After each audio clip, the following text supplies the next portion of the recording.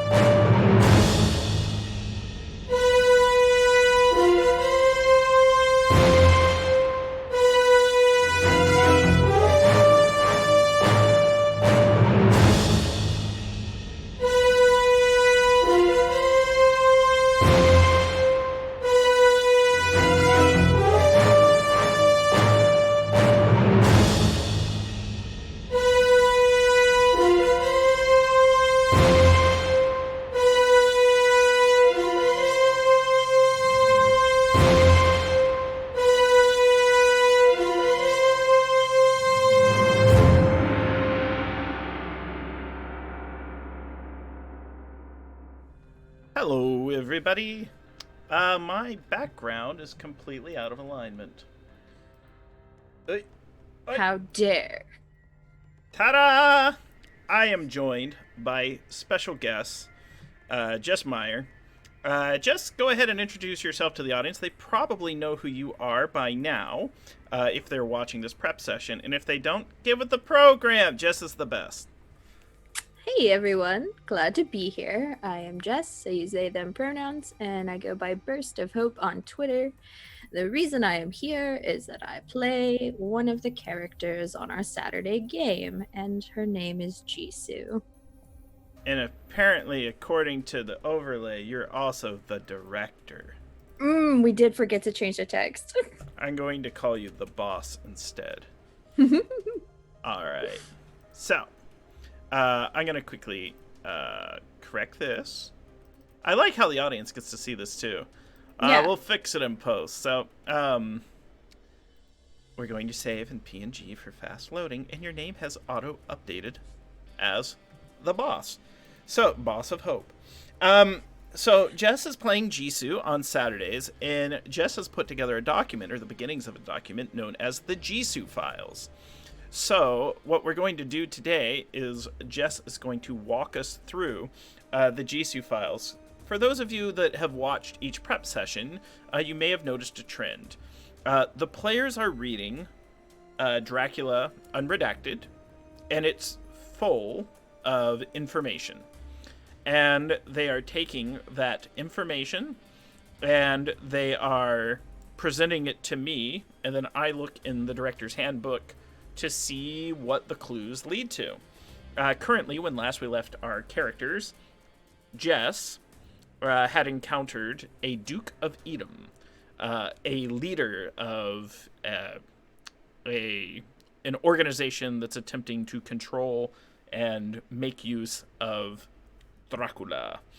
But I thought it would be a good opportunity today for this stream to work with Jess and kind of talk through their thoughts on the conspiracy and what they've read in the Dracula Unredacted. and then start to look at how we can take these feelings, impressions, etc., and turn them into a game hook after Jess's off stream. Then the last part of this prep is we're going to look at preparing a primer for 2 new players who are going to join us on Saturday. Our cast member Lily Sparks is unable to make it, and we have DM Steve from the Asians Represent podcast and Jess G, Go JG from her Twitch channel are going to come out. They've been invited by players of the show, and they're going to join us as new characters in the campaign that may stick around for just 1 episode. It may be that they are around for more episodes. So let's go ahead and, if you could, drive us through your Ji-Soo Files. You can tell me when to advance the slide as if I was your teacher's assistant. And we'll go from there. So I'll let you lead the way. Hell yeah. So as we slowly started to unfold, it was probably halfway through episode 2 where I'm like, we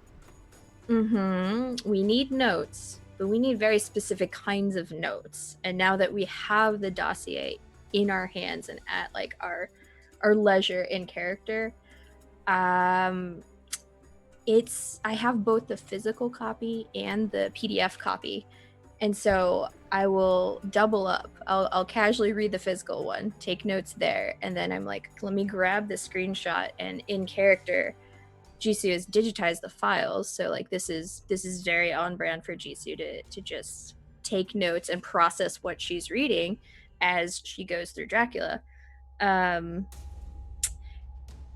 I do it not like it's not extra work. It's a very interesting mechanic in the sense that Night's Black Agents and the Dracula Dossier is a game where the enjoyment of it is wherever you want it to be. So like some of us, we like the narrative role playing, we like uncovering the mysteries at the table, and we like having all those badass scenes, and all of our character sheets lend towards feeling like a badass agent. But there's also this whole other layer of, you can read the book, you can listen to Dracula, you can look at the margins and figure out what's going on off scene. So if we look at the first one, I like the first slide, you see the screenshot, and this is from the Dracula PDF. And it's very early on in the book, and you're like, cool. Ji-Soo sees no less than 3 different handwritings in here making notes on what's going on. And as far as like what's happened in our campaign, we know of like this Operation Edom. We know of, we've run across Edom agents, I guess. And so to see it in an old ass book, in an unredacted original version of Dracula, and you're like, who the hell is writing in this document? So the first thing Ji-Soo did was like Control F, try to find where Edom is mentioned in the dossier. So I'd like to speak to some of the things on here that some of your characters might know as well. For example, I had to do the same thing when I was prepping the adventures. I come across, like, say, an acronym like SIS. So Ji-Soo would know that this is the UK's Secret Intelligence Service. So this is essentially an organization within the UK government, the equivalent, we have the FBI, the CIA, etc. So it is UK intelligence. And as this information occurred in the 70s, my feeling is this was written by MI6 is a division of it, yes. And there's we know that in the 70s, Edom, which had infiltrated MI6, SIS, other governments, they're all over the world. We know that Dracula had a mole in British UK intelligence that was reporting back to Dracula to allow him to stay one move ahead all the time. So essentially, Edom was hunting for the mole and looking to assassinate this individual. And this mole may still be alive today. Tasty. It's super interesting in the sense that, I mean, we all have different backstories in terms of what our agency life is like and how we got to the point that we're here, but to see that it's all like we're now at the tipping point, and that's where our narrative starts of like shit's about to go down and it's maybe our fault. And so like I don't think Ji-Soo's consciousness has like caught up to the fact that Edom is after them for any specific reason. It's right now, like the last cliffhanger we left at was, why the hell is Elvis trying to spark a deal with me, and what am I gonna do? Mm-hmm. Let's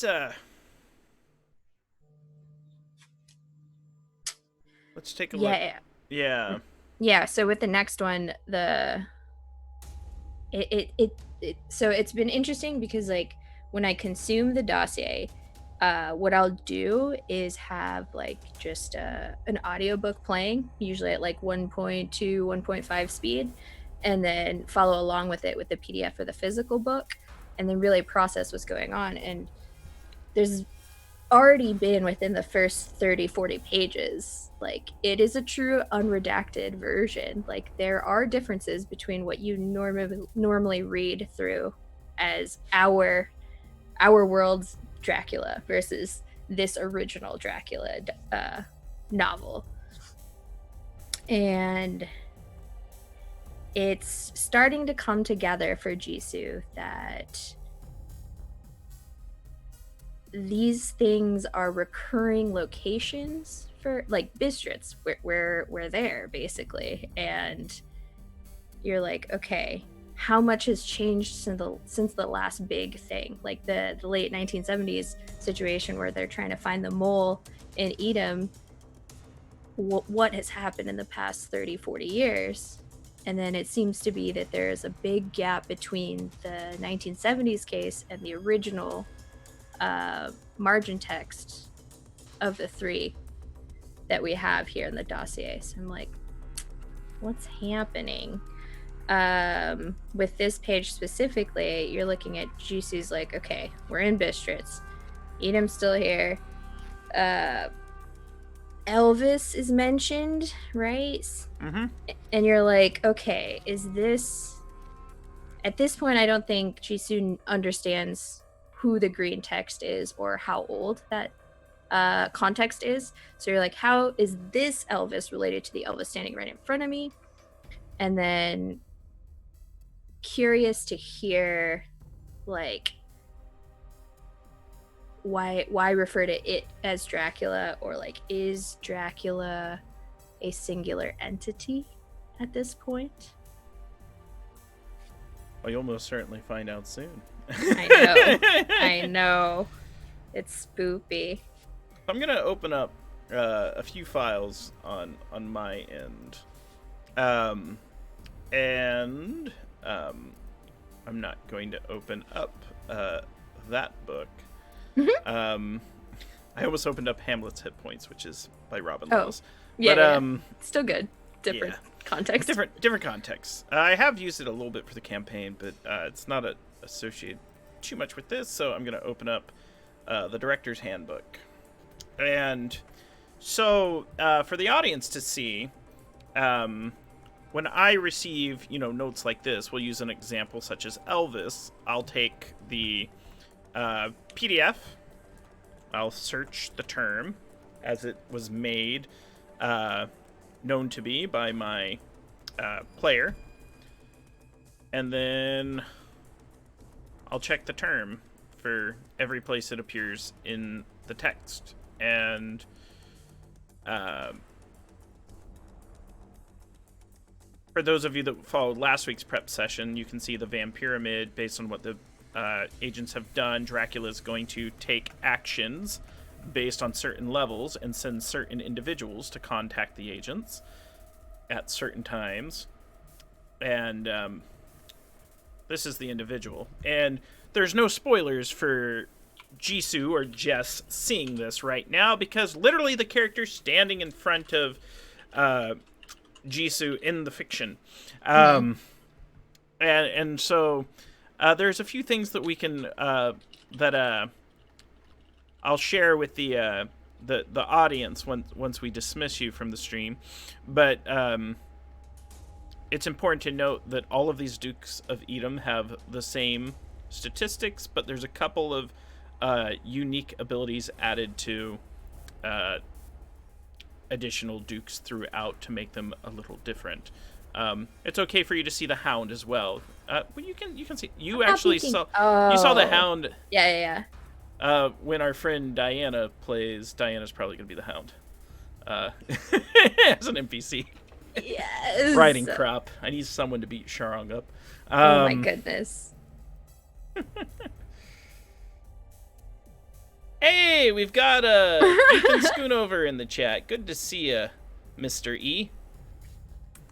So, let's talk more about these notes and see what we have. So, Bistritz is the town you're at. There are some questions here, such as, is Castle Dracula closest to Bistritz? Because it is in the book. And for our audience, in the Director's Handbook, there's about 8 to 10 different locations where Castle Dracula could be.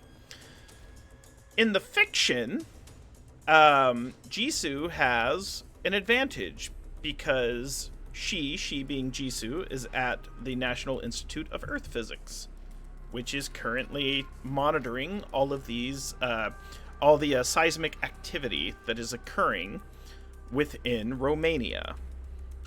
And for those of you that read the novel Dracula, you will find an overabundance of references to earthquakes disturbing vampiric soil. And it is believed that, and this was also revealed in the last session, there is an earthquake machine or machines that are being used to cause earthquakes in locations. Our party found 2 locations last session. One was very, very, very remote, and the other one was near. It would have been, the location would be the same as Braun in Romania, which is there is a castle there. So they think they have found 2 locations.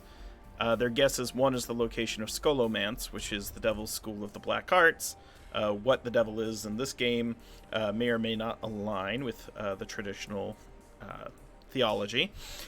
And let's go. Sorry, you had to put the big D. Yeah, The big right. D. As T-dubbed. It was great. Oh, man. I think at this point, as Ji-Soo's pouring over these notes, it's still really early on in how I'm reading through the dossier, but Ji-Soo is enjoying it in the sense that anything Dracula related specifically is it's almost like reading a fan fiction, like watching the alternate history unfold before you. But from a player background perspective, she's probably more interested in Edom as an organization. So there's some interesting things here. You now know, based on this page as well, that the author of the green text is known as Cushing, which actually gives me some information. We'll show this to the audience. Cushing is obviously a reference to the Peter Cushing, the actor, played Grand Moff Tarkin in Star Wars and things like that. And things like that. And also was in Dracula. But there is a Cushing, and I'm going to make a note on my end about this. Let me double check the era. Okay.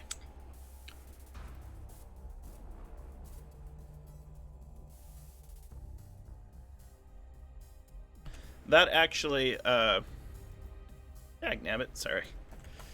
You're good. From the fan fiction side, like Ji-Soo could not help herself but to highlight great white mustache. I'm like, yeah, clearly the original person also highlighted it to make commentary, but I'm like, how in all of this time has no one mentioned that Dracula has a great white mustache?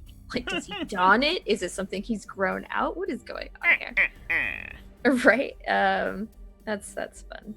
And yeah, this page was huge. Ji-Soo like stared at it over and over again, being like, okay, all right, we've got names to handwriting and what is going on. So Van Sloan is from the 1890s, like when this Dracula novel was supposedly originally written, and all of the nonsense happening back then.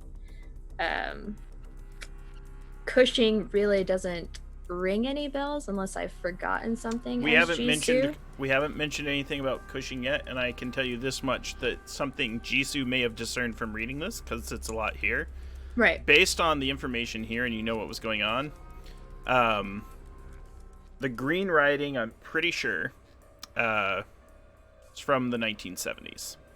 Oh yeah. Ji-Soo definitely understands that now. Mentioning like, God, I forgot where, but yeah, it's obvious. I think later on in the text, it's like, oh geez, okay, clearly you. Oh no, in the very beginning, the first slide with the screenshot was like, oh, names 1978 on St. George's Day, that person was there during the Hungarian soldier being taken away. So you're like, okay, cool. So we've got a frame of reference. There's about a century apart between these two margins of text, and you're like, cool, I can now refer to green text as Cushing, but I don't necessarily know who Cushing is. No. But by frame of reference for the time, Cushing has to have known with dealt with Gandalf, and then like our Harker is likely to be the same Harker they refer to going forward.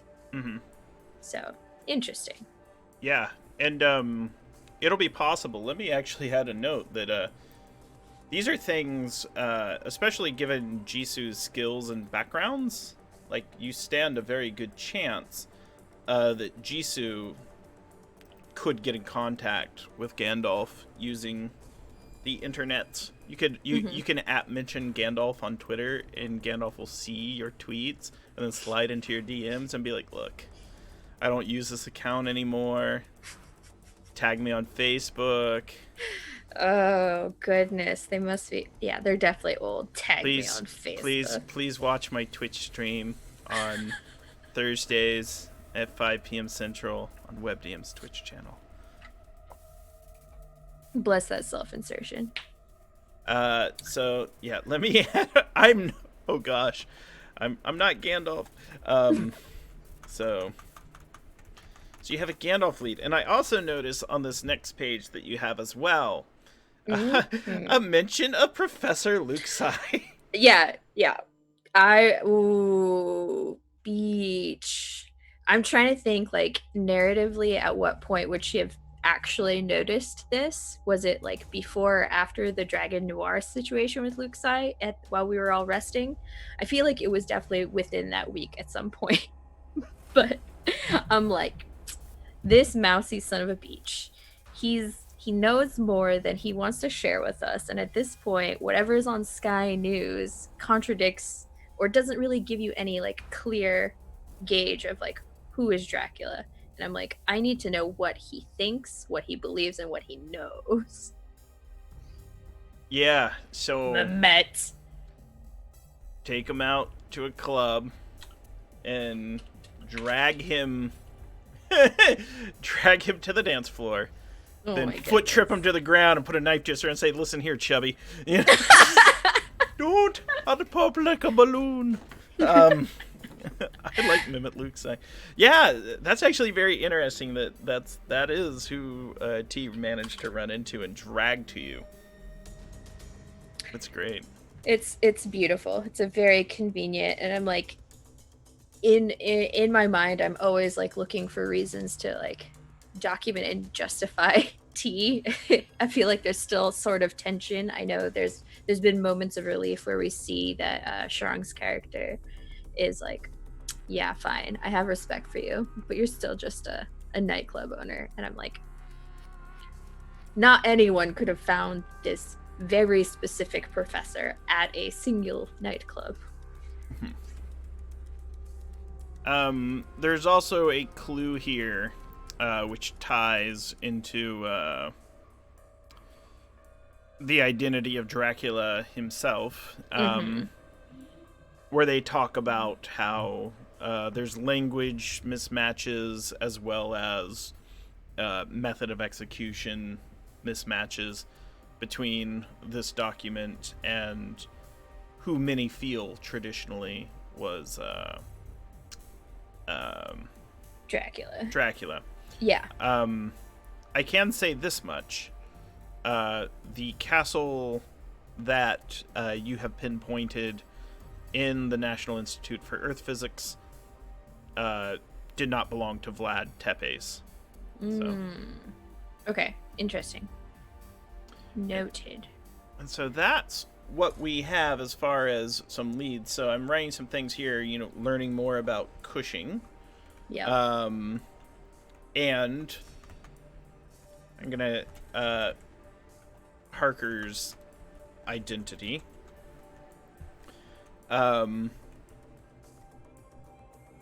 Elvis leads.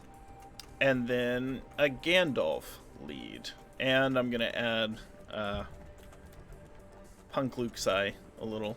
Mimit. Punk Luxai. Look, you 100%. gotta give... This is going to be great. And T won't be there this week to protect that hamster-like folk dancing. No, forget the nightclubs. We'll rock out to some ska music. We'll bond for ska. You're gonna take him to a ska show? Why are we the only two people here? We're also in the band. As you hand him a trombone. The power of the trombone. Oh no.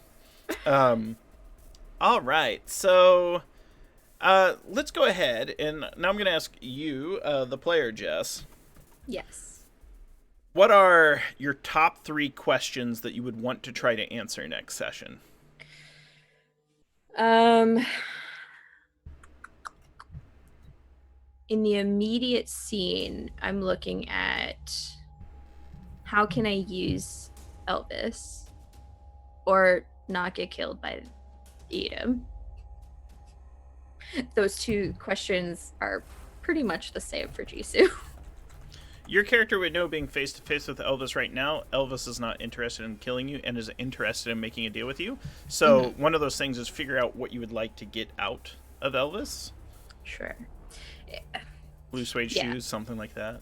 Right. Like I'm trying to. It really boils down to what he wants to strike a deal for. Like, does he want me to just entirely back off or stay silent? Like, what is happening?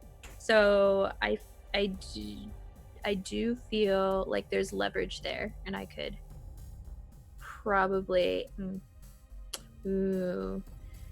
depending on what it is, Ji-Soo might ask in return for this exchange, might ask for Edom resources and finding her partner, if the partner is alive.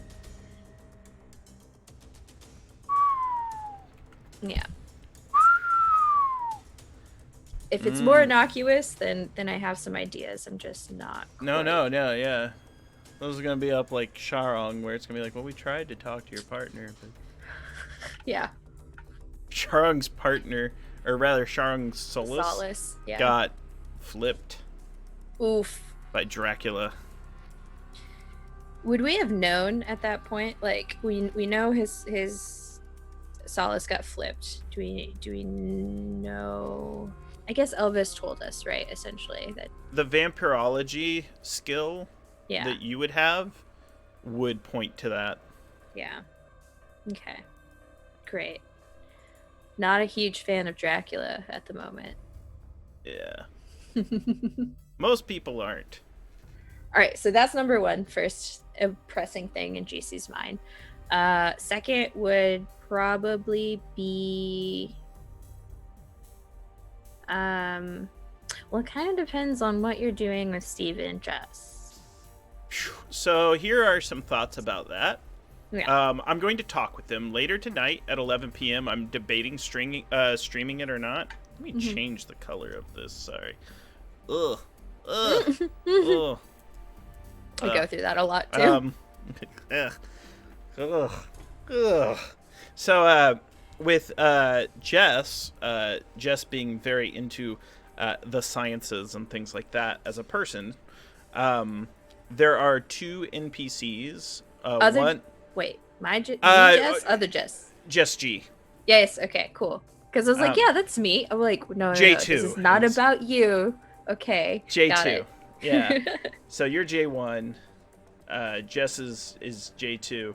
Other Jess is J2. And so J2 very into the sciences, and there's 2 NPCs there right now. A volcanologist and a seismologist. And they have information and insight into a lot of the seismic activity that's going on. Because if Edom is causing earthquakes, where they are causing earthquakes, and they're trying to control Dracula, where they are causing earthquakes is very important. Also, being a volcanologist and understanding the importance of volcanoes, how they relate to vampiric soil and things like that, might offer more insight into the nature of the vampire conspiracy. Yeah, that whole spin, the seismic energy related to vampire powers, I'm like, It's a big thing. Then with Steven, there's actually considerations to have Steven closely related to T's character from the old vampiric mafia scene. And it may be someone that was tied up. So Steven may actually be a sympathetic member of the conspiracy, possibly even a double agent, or will be introduced as another lead. And it's something I mentioned to the players as well. It's very easy, since this game is very rules light, to just take an NPC stat block and be like, you're done. You have all of your abilities, you're very good at certain things, you can do all the cool things that the player characters can do, except I can give you more information that might help them propel and persist throughout play. Otherwise, you're playing catch-up. that is super handy. Yeah. Damn. But I'm working it out tonight. That's going to be part 3 of this prep session. Hell yeah, that's really awesome. I'm super excited to have these guests on. Okay, so what else are we looking at? So we've got Make a deal with Elvis and see Yep. if you can get Edom resources or funding. Yep. Might get an invitation to their place. They've got a real place, and it ain't in Gibraltar, which is still It's also not. a lead. It's still on the table. Honestly, that's kind of where Ji-Soo is leaning towards, as a, like, if we needed to reset, because I feel like we're geographically very close to direct Dracula things. So if Ji-Soo's anticipating, like, if they ask us to back off, I would be like, let's follow one of our other leads that seemed more innocuous back then, but could be probably very interrelated. Kind of boils down to how Daquan is feeling, I think. That's another thing we need to answer. Here's the other thing too. So say we ask that big question. Okay, figure out, or we have the one major hook, because you have many questions here we could try to answer. For sure. And I'm making notes. Ask about Gandalf, Mehmet, Elvis, Cushing, Harker. So there's a lot to sort of dive into. What are questions you have about your fellow party members, like your fellow agents? Oh no, this seems like some tea spilling. This seems spicy. Tell me about your first love. What? As Daquan drops the teacup, starts crying. Yeah, big oof. Daquan, I've known from never face to face. So this is the first time Daquan and I have gotten to like be on a mission on the fields together, and it's very interesting to see how resourceful and how powerful he is up front. At the same time, we now know that he had a stint in MI6 around the same time that Dead Harker either was on the way out or existed. Like there's some sort of interconnectedness there, because that's how we found out about Gandalf. So I'm curious to see, either was it I don't remember from his backstory, like how did he find out about vampires? Daquan? Yeah. So Daquan was a member of UK Special Forces, and when I say Special Forces, not Secret Service, but military. Right. Had also served in MI6. But when Daquan was in Special Forces, essentially, I believe Daquan uses he, him pronouns. He went to serve as a instructor of mercenary units in Africa. And there is an African private army that can be hired by local governments to defend the nation, which is not uncommon in many African states. And so, Daquan was leading an operation against a rising belligerent power, and his entire unit was wiped out by vampiric forces, and was one of the sole survivors, and got out of there and was like, gosh, I've got to go underground. You know, there's boy howdy, big oof. Yeah. It's one of those things where the vampire conspiracy had infiltrated that unit at a higher level and was like, send them out, wipe them out. We can't have, these units serve as a threat to our power and our stakeholders here in Africa. So send them in, we'll wipe them out, we'll set up an ambush and take them out. But Daquan survived, having been betrayed by his superiors.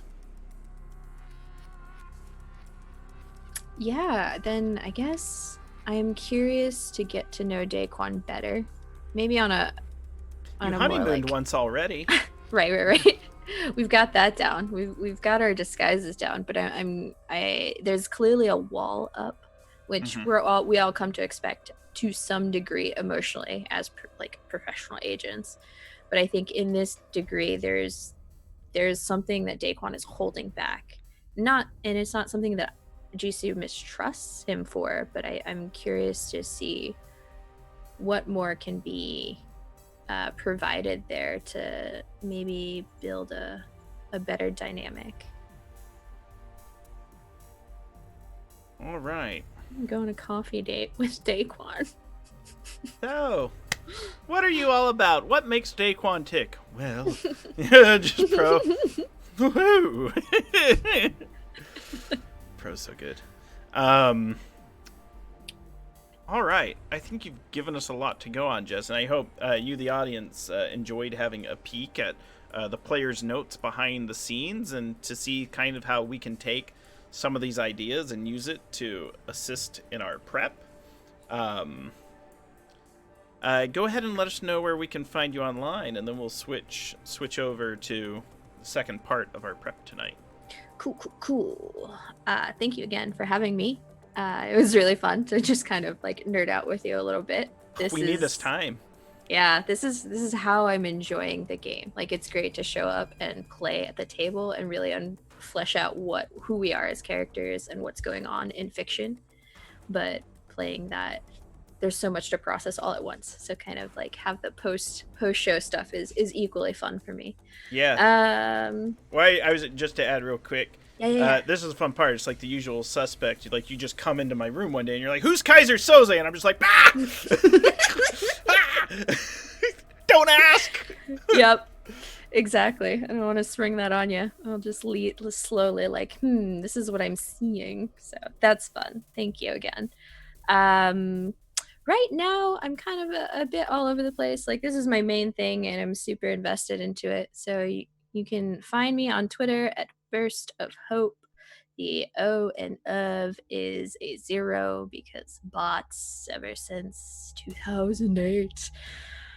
I will be, oh heck, yeah, I will be on Asians Represents tomorrow because we'll be discussing combat in the original or Oriental Adventures. So me, Steve, Daniel, and another guest, Akemi, Ninja Penguin, will all be talking about martial arts and combat and how great and not racist that book is.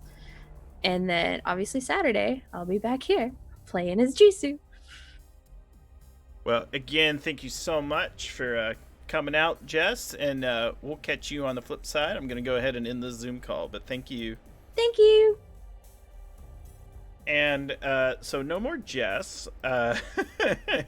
Sounds so horrible. Let me lower my camera and get myself back in position as we switch back to the Grant Cam. Oh, so slickly. Oh no, I've exposed my Zoom meeting number to everyone. Oh gosh. There is no Jess, only Zool. You're right, Colin. So let's take a look at some of the notes that I took during this and see how we can help make it into an adventure. So, from the Ji-Soo Files, and we will blow this up. So, Ji-Soo needs contact with SIS, needs a deep hook with Elvis, and these are some of the questions.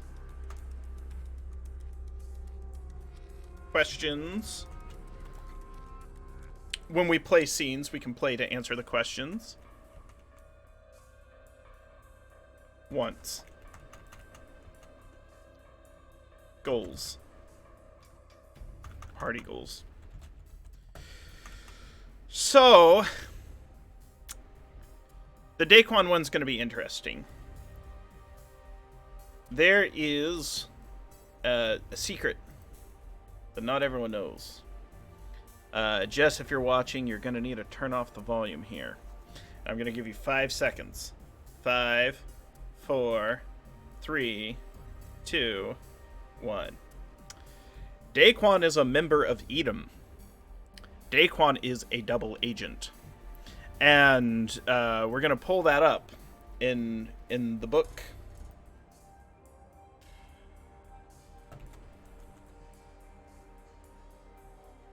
Dun, dun, dun, dun, dun, dun, dun, dun, dun, dun, dun, dun. So there's this rule.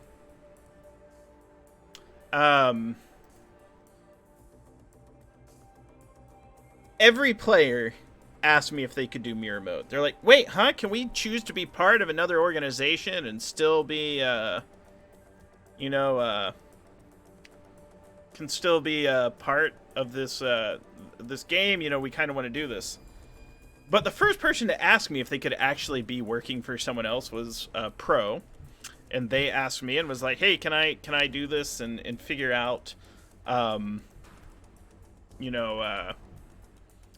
how I can actually be like grappling with the fact that I'm working for the enemy while I'm bonding with these players, and can we explore that character arc?" And Elvis, who you saw us mention, is going to be the handler for Daquan. And so our good friend Jess Meyer is currently in a scene with Daquan's Edom handler. And essentially they have leverage over Daquan, and that's why they're working. Edom's goal is to take control of Dracula, but I think there's a couple things we should do. I think we should figure out one, who is Dracula really? And two, what Edom can provide. So racism and funding.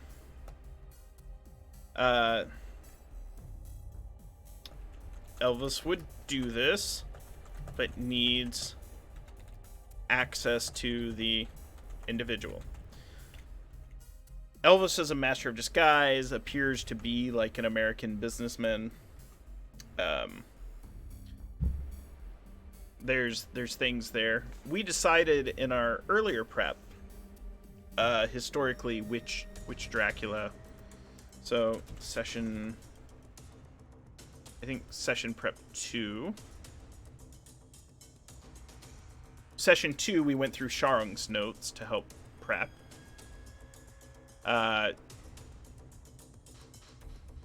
We know that Dracula was John Dracula.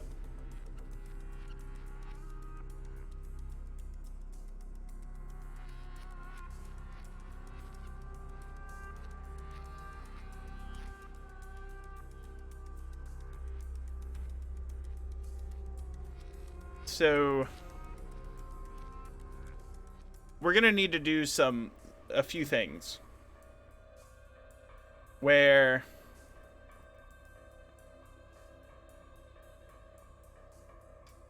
on Dracula Wikipedia.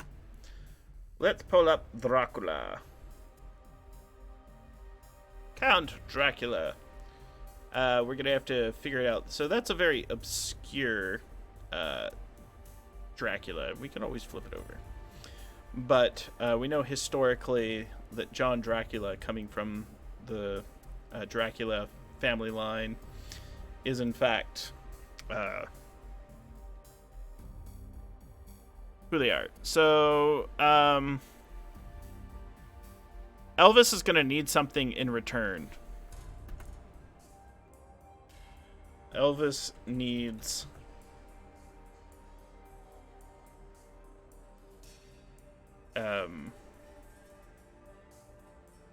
we'll put earthquake device retrieved from the Scholomance. That'll set up an initiative for the adventure.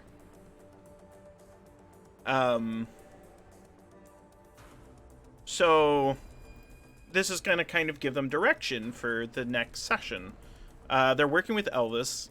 Ji-Soo needs funding and resources to her old partner. And Elvis wants an earthquake device recovered from the Scholomance. The Scholomance being the Devil's School of the Black Arts. There is an earthquake device that is needs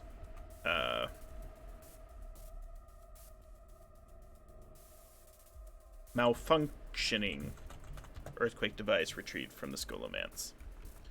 That gives the players direction and a location, if they choose to go there. If they don't choose to go there, they have other leads. They also have the Castle Dracula lead. They have a bunch of questions that they can look into Cushing. Let's do a couple things. So what we're going to do is we're going to give ourselves some assignments. So to answer questions, let's read Elvis's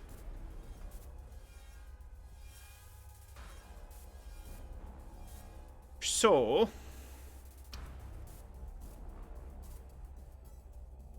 Elvis runs the Edom network in the Balkans. They can negotiate with him, and he'll lower the heat on the agents, and could potentially get flipped. He's good at disguise, good at infiltration. He has need for the malfunctioning earthquake device to be covered. So anything in the Balkans he may have information on.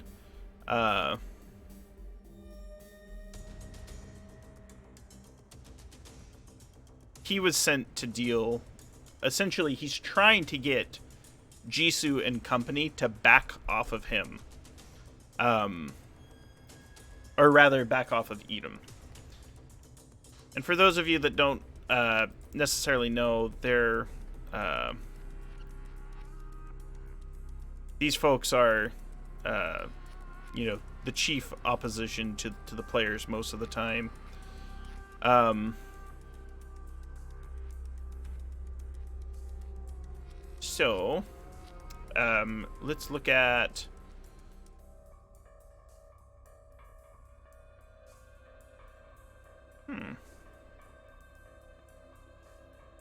Interesting. Yeah, there's just so much good information in these books. If you're interested in checking them out, you know, this campaign is sponsored by Pelgrane Press. They've been assisting us by giving us support in the way of cast compensation, donated license to use the soundtrack. So the music you hear right now is the Dustin Muir soundtrack. And they've given us these codes to give out for 20% off all Night's Black Agents products. I know it says projects in chat, but I was typing quickly. So the lead operatives within Edom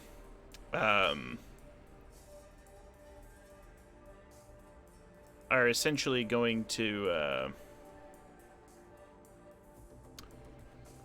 Elvis is the one we're dealing with. So...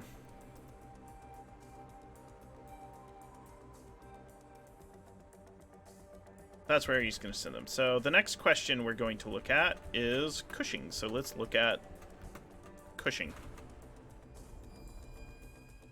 Dun, dun, dun, dun, dun, dun, dun, dun, dun, dun.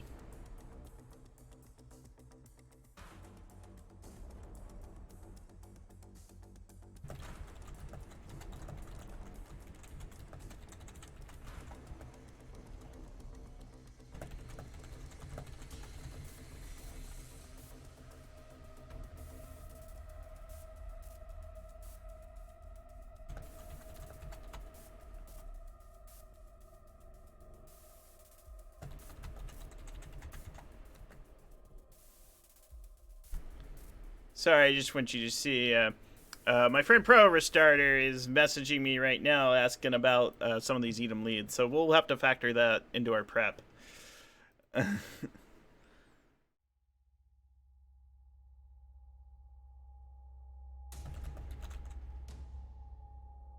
Sorry.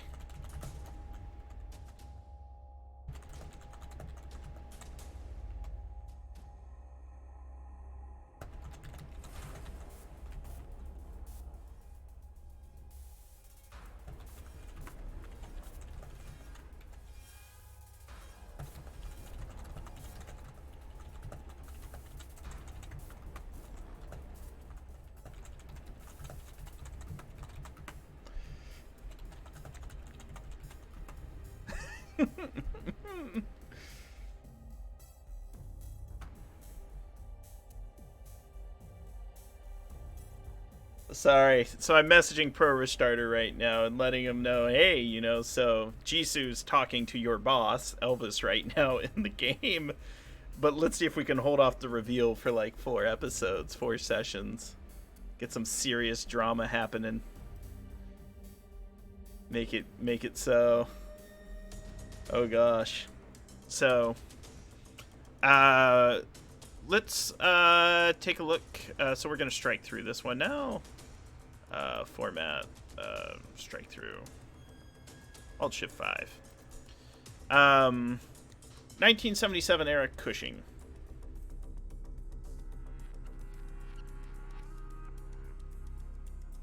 Helps if I spell it right. So Cushing, this is who Ji-Soo is investigating right now. Could possibly be the daughter or handler of Cushing. Mid-40s, brisk, efficient, dark-haired, recently divorced is the start.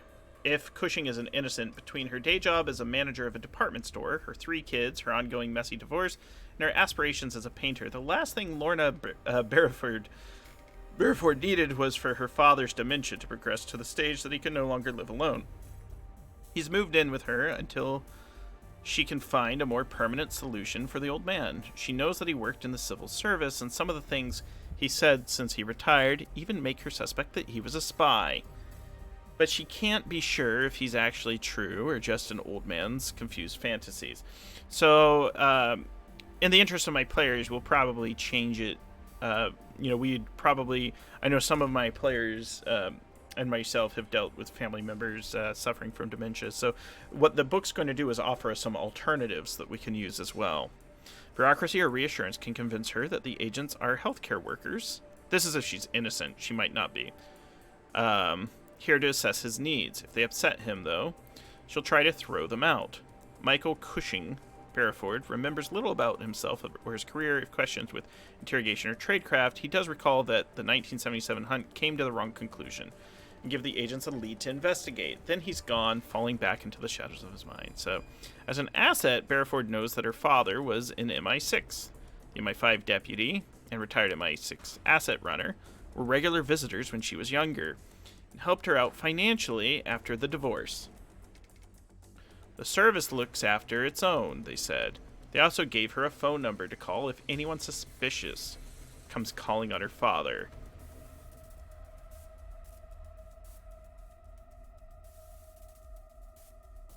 She might be hiding something. Michael Cushing Barrowford is angry and confused. He seems lucid, but suffers from wild paranoid delusions. He can give the PCs a lead or two, but couched in terms that are so bizarre, it's clear he's not reliable. Never trusted that MI6 man. Why? His fillings. I don't like his fillings. Codes and his fillings. Alright. Or, Cushing is currently a minion of Dracula. Every month a man comes to her door and delivers a parcel of syringes. It's a different man every time, but most of them are Eastern Europeans. Every night at sundown, she injects the red liquid in the syringe into her father. He begs and pleads and cries. He's always more like himself in the evenings as the medication wears off. Sometimes tries to fight back. Sometimes she has to hurt him. Ugh. Yeah, we're not going down the abuse route. Once the drug takes hold, though, he just sits and stares at the wall, talking to himself in Romanian. He recites lists of what sounds like numbers and names, or even one-sided conversations until the sun dips below the horizon.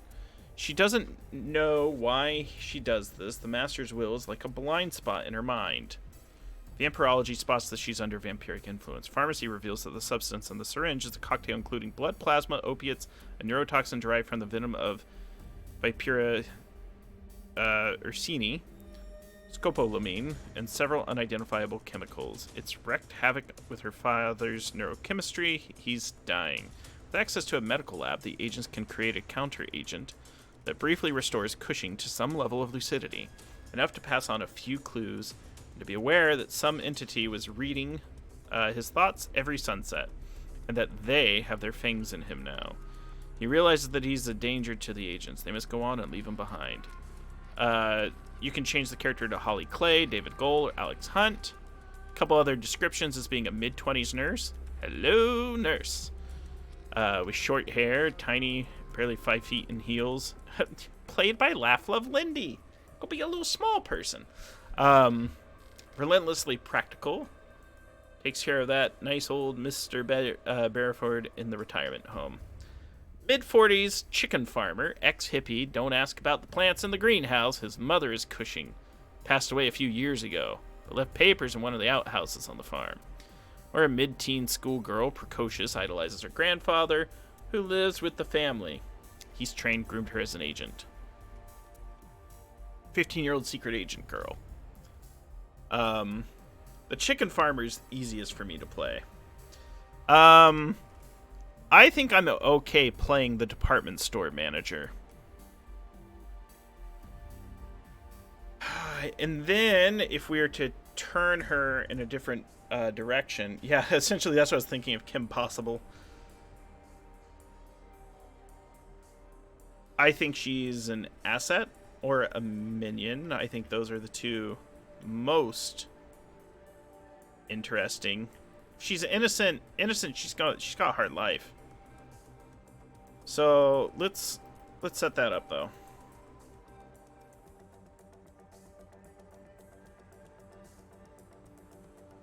Age 92. Daughter of the Agent Cushing, MI6 asset, as leads to the 1977 cover-up. And then we need to parse is where it would go. It'll probably point Dracula running part of London. Long Dong. Dracula running parts of Long Dong. Nah, London. We got that. So, Mimit would have knowledge obtainable in the castle of Dracula should they go there, point to John Dracula as opposed to Vlad's Tepes.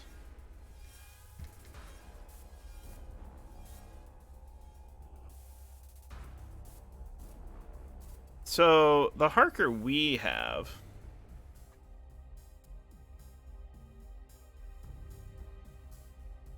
there's a lot of Harkers. JQ Harker's alive currently.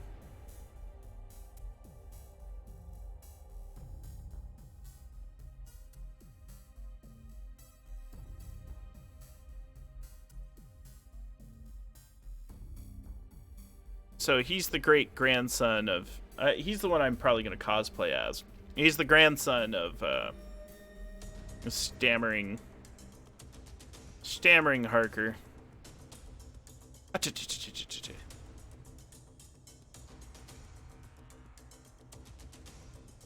So the Harker they knew was probably imitating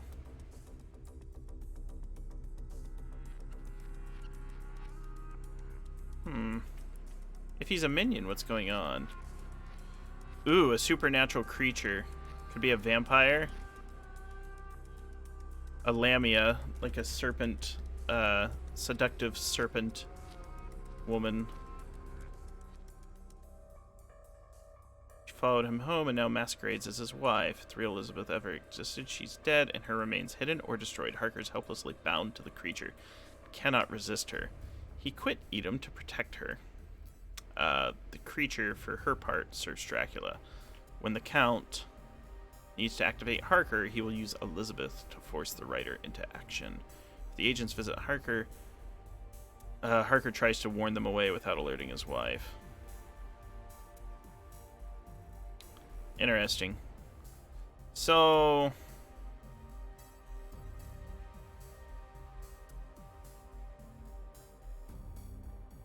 Harker can be working for Edom. Could very much be an innocent.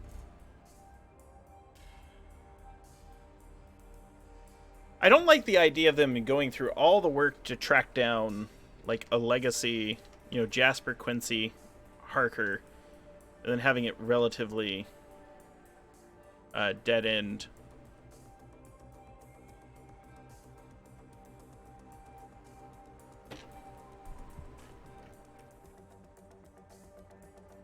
So these are some of the legacies. So the book has, these are descendants of characters from the novel.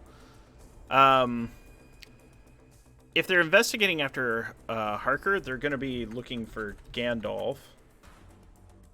Gandalf is this old MI6 agent. It feels anticlimactic unless it happens at a point in the adventure that is not the climax, right? So our session 3 prep talked about the following. Session 3 prep. If our sessions are more or less guided by the traditional thriller skeleton that Night's Black Agents sort of dictates, the anticlimax could happen at the stall. But you're right. I think for a streamed game, particularly when you have players working hard and they're investigating, an anticlimax, even a stall, doesn't feel very good. But it might be a nice switch. So back to the book. So the retired MI6 computer boffin Brian Blackwood, who goes by Gandalf.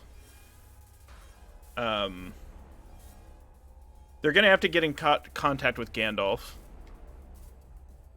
who I think we decided was Indian. Goes by Gandalf.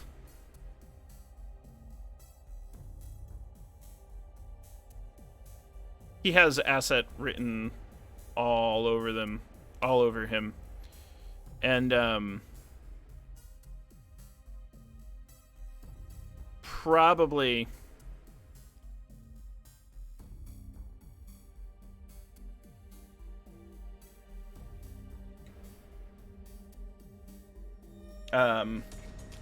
is going to have information.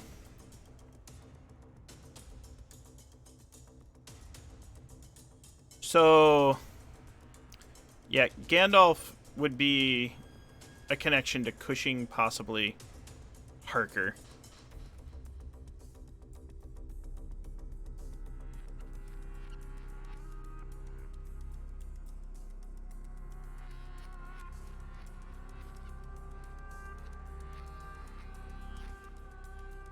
See if this turns up anywhere.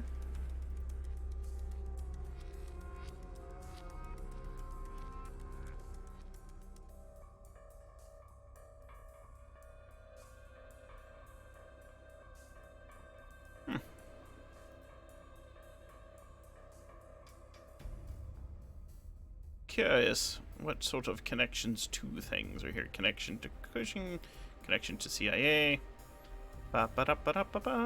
Alright, so to answer these questions, back to our prep here.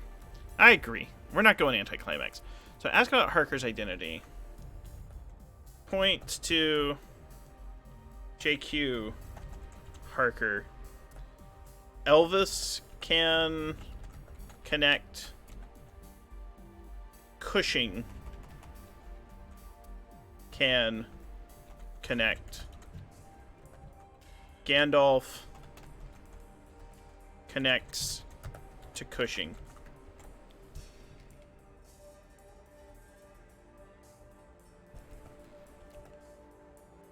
Let's double check Gandalf.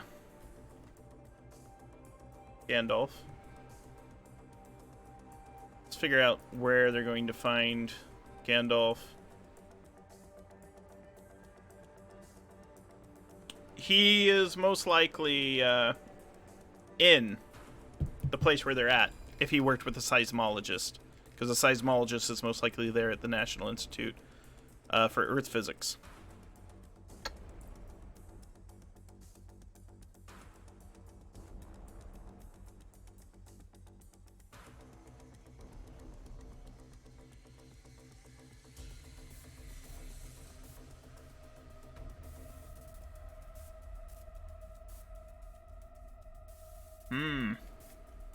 All right. Yeah, we're going to point to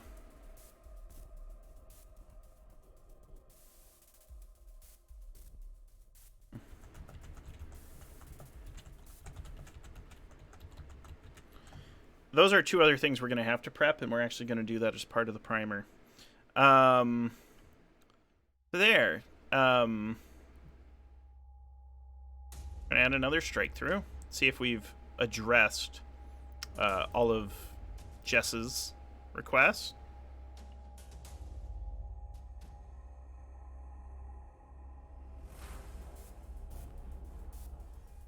Elvis would have a lead to Cushing, or Gandalf would.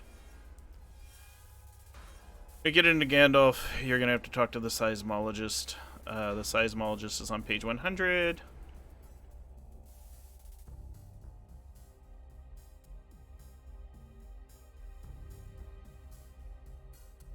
All of them are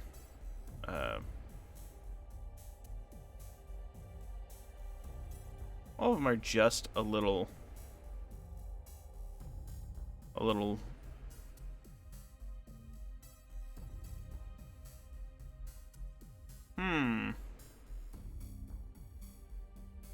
Yeah, I think the seismologist is definitely a minion.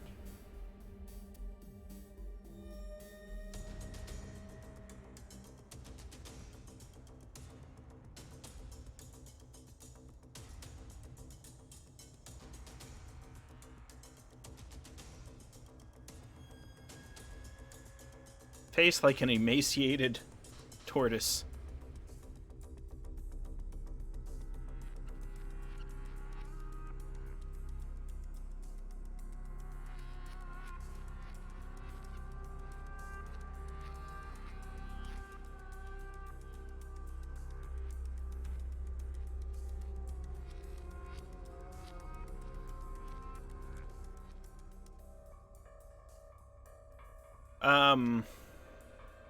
Yeah, I need to figure out which route to go with Edwin Bullard.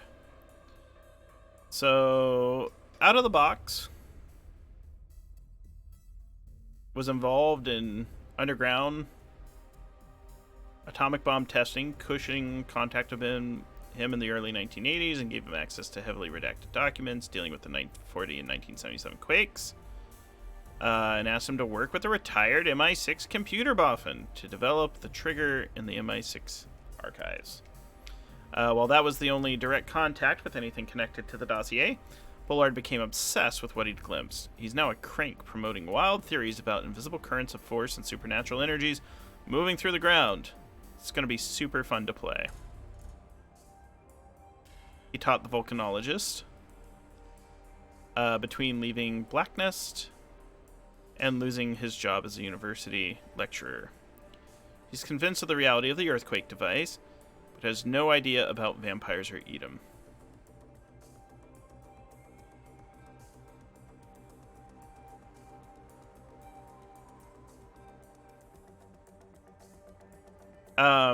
He could be working with the petroleum executive. We've already established that individual's there.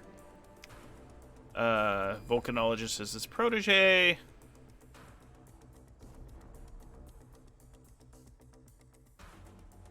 He's trying to get his hands on immortality or the earthquake device.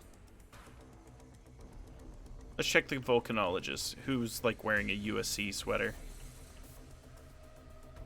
Francesca Collins. Geology or seismology expert, late 20s, athletic. American. Is working at the National Earth Physics or with the Petroleum Executive as part of her PhD in volcanology, which means a lot of climbing around the Carpathians, setting up portable monitoring stations. The agents, this is a good one. Yes, T loves the smokers. Let's swap a little music.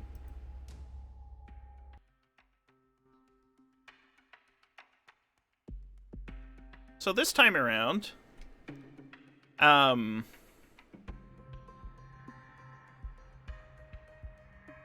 agents want to find her. The best place to look is in the muddy lunar wasteland around the Burka mud volcanoes, where she takes regular methane readings. Nothing conveys the glamour of international espionage and the monsters hunting like fart-smelling geysers of cold bubbling mud.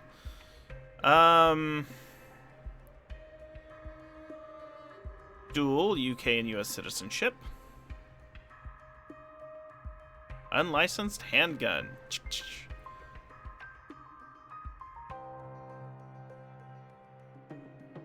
She will accept flirting from a suitably attractive male as a pale substitute. She can help the agents with geological mapping or the history of earthquakes in Transylvania, or scan for hidden features like dungeons, tombs, or buried castles beneath the soil. Avid Splunker. She's an asset. Her father's in the CIA, which makes Collins an unofficial CIA asset. Company keeps an eye on her. She may be an active agent spying on the petroleum executive.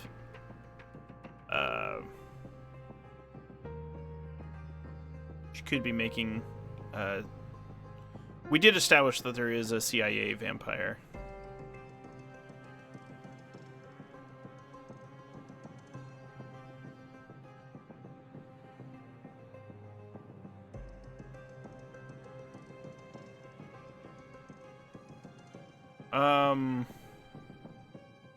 Or I don't think she's a minion.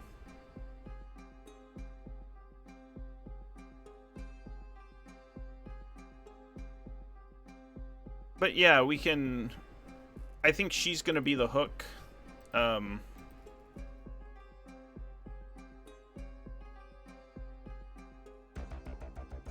Ologist.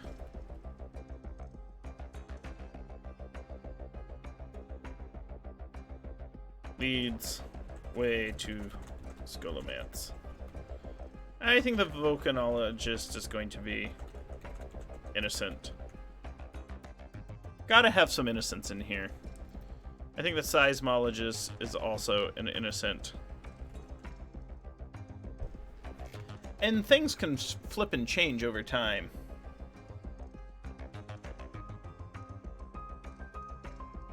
This has given us a lot of good leads.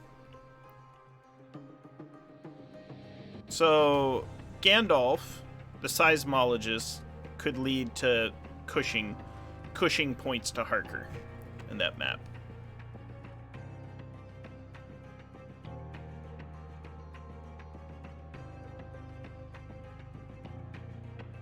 Mimit would be more useful if they get to Castle Dracula.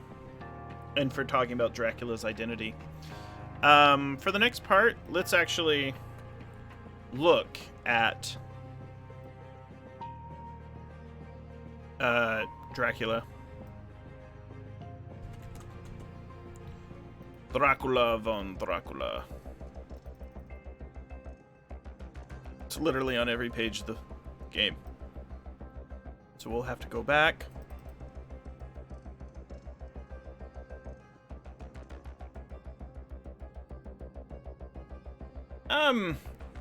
The innocents are still useful. So the innocents are extremely useful. I find it, one, to help build tension, two, to give, because if they're either like a CIA, MI6, or Edom agent, or a minion of Dracula every time, it's very difficult. It's very difficult to essentially, well, really just give enough leads, because the players are always on guard. Yeah, it's one of those things where we don't necessarily want, like you said, you know, we don't want the players to be completely assuming everyone is either a vampire or a government agent. Like Mimit, I think I'm using Mimit as an innocent. I haven't decided if Mimit's actually got something else. But we'll see.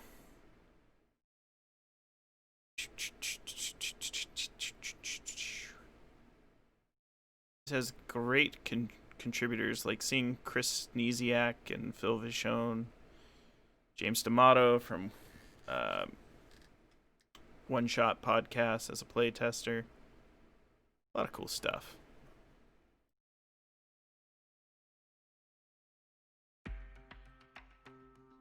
Sean Merwin, good friend of mine. I don't see Teos Abadia, but Teos is a big fan of this game. Teos is probably going to come on as a guest star alpha stream from Twitter. Teos is going to play a... Yeah, I noticed those on the Pelgrane site. In fact, one thing those playtest episodes did was scare away the original GM for this campaign. This campaign was handed to me because people got nervous. That's just kind of what happened. So yeah, this will actually be my 4th time running Night's Black Agents. I've only played it a little bit. I'm learning with the audience. Let's check out Dracula.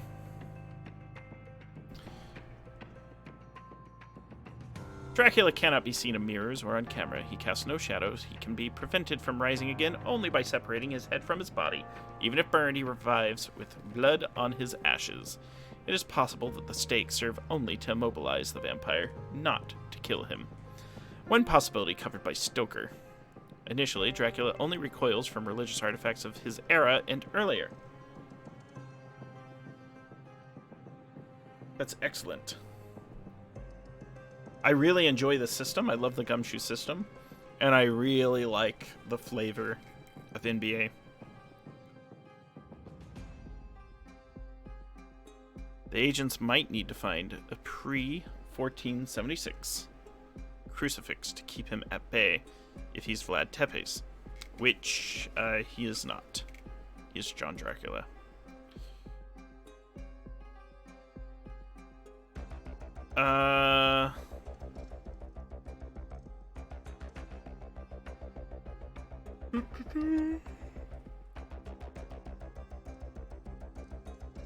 I think our Dracula may also be an alien. I like the idea of a rock. Yeah, I just got all the Trail of Cthulhu books. They're good stuff.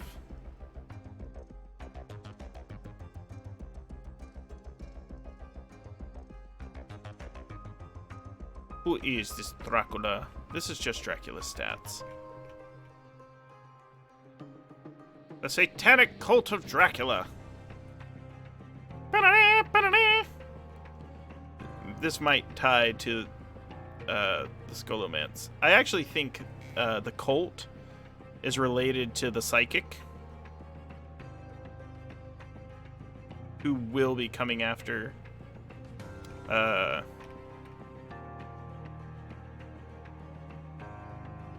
Solomonari.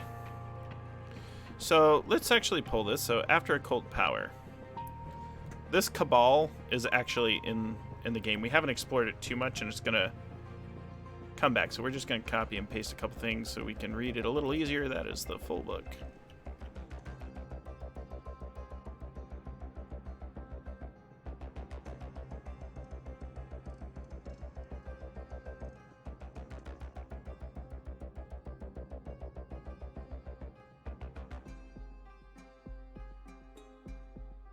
Alright. They're after occult power. The psychic has his own satanic cabal, or rather, villainous cabal, that might be a front for Dracula's group. The Hungarian or the art forecaster might be seduced by the promise of power. Maybe Dracula's running a London branch or a knockoff of the Scholomance. Dracula's definitely for the psychic, in which case one or more rogue Solomonari might be involved. Let's take a look at the Solomonari, because they've come up a lot and we haven't looked too closely at it.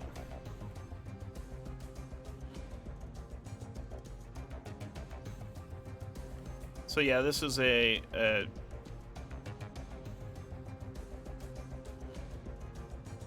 Romanian legends claim that the Scholomance is where the devil himself instructs worthies in the deepest secrets of the occult. The Prince of Darkness is charitable, though, and for every 10 he teaches, one must remain his slave. Bum bum bum. For those who survive the training, let's switch the music to Purging the Demon. Oh, that's too intense. Captured.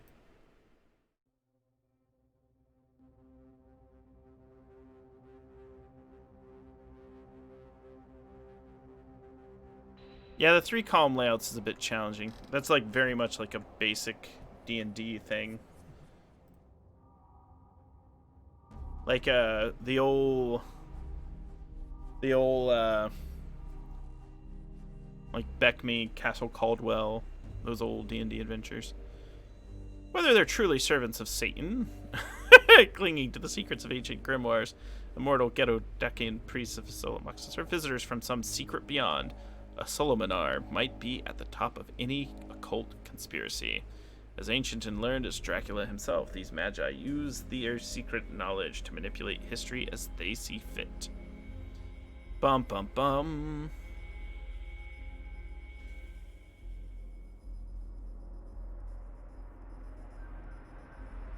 So the reason I'm looking this up is because my players are going to the Scholomance. And there's a good chance that they'll try to protect it. So Luxai would know about them. And the Psychic would know about them. So if they're aliens, which they might be, Solminars might serve as stand-ins for any number of inscrutable, timeless secret keepers. Returned pharaohs, relocated Massachusetts necromancers, famous magicians out of time. I'm Merlin. Colin's in the chat, I think. Colin shows up as Merlin. If Edom has a genuine wizard on its books, you're in a radically different campaign. However, Edom might exploit the myth of the Solminari as a cover for its activities in Romania. Local legend paints the Solminari as mysterious but kindly figures. Conspiracy. What if Dracula didn't break his ties with the Solminari? What if they're backing his play? Adding a cabal of awesomely powerful sorcerers on top of Dracula and the rest of the conspiracy is horrible, horrible overkill. But sometimes it's what your player characters deserve. If you do go for the Solminari as part of the conspiracy, consider shooting for the Zalmoxis capstone. If you don't want to include the Solminari as a major plot thread,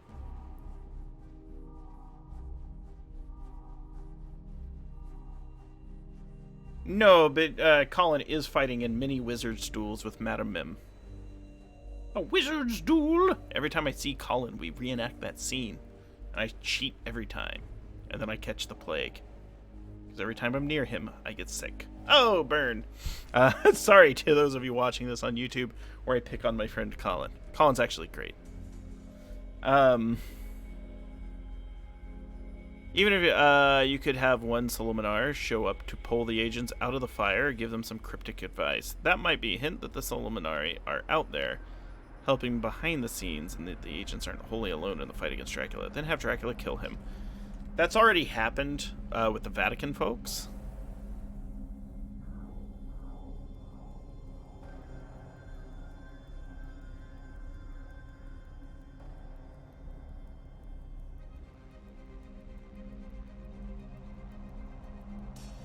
Alright.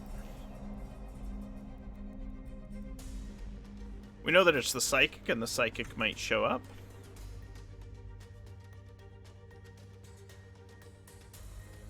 Dracula cult is probably going to show up. We looked at our prep for the Scholomance in session 3. Which we talked about. So we did a lot. It's going to be remote.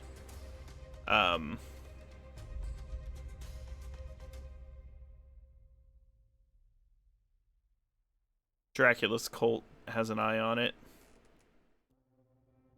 And essentially, this is going to be a conflict between Edom and the Dracula cult.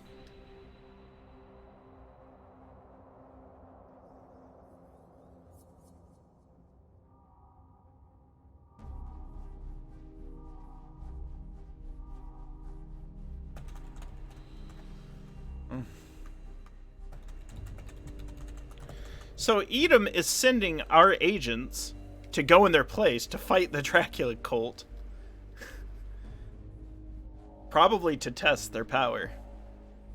And it could be that they have a rogue Solomonar. I really hope I don't kill any of the player characters this session. Like, that would just stink.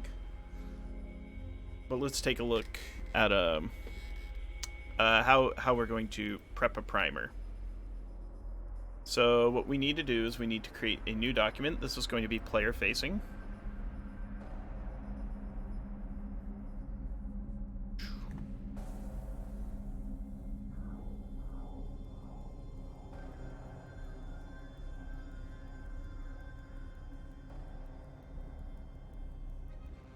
And then I'm going to date.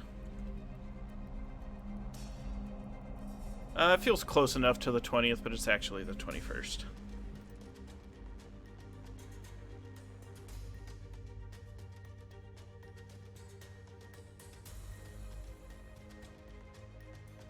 Yeah, this is what we got to do. So Elvis is going to be like, "Well, you recover that earthquake device, And knowing our luck, Elvis, there is no earthquake device. He's just like, yes, go recover the earthquake device. And I'll help your friend. They'll need to use bullshit detector to catch it on them. It's just like set them up for a big confrontation, no ties.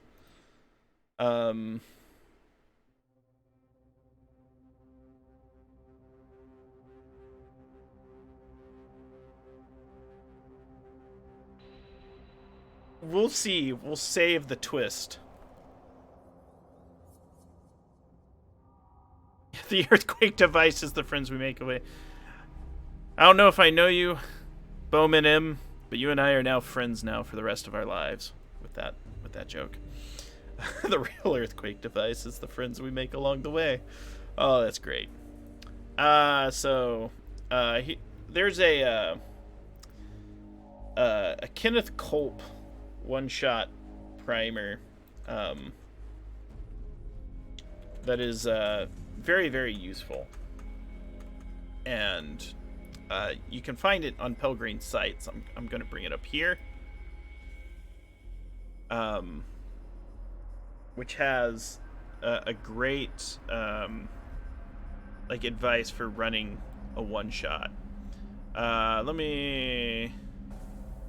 to design a Night's Black Agent's adventure. Have the core of a cool idea. And I actually think we're just going to copy this. So this is by Kevin Culp. Follow Kevin on Twitter. But since we're bringing players into this...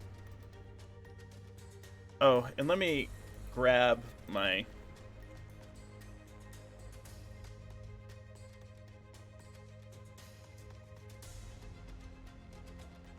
There's something else we're going to grab too. So...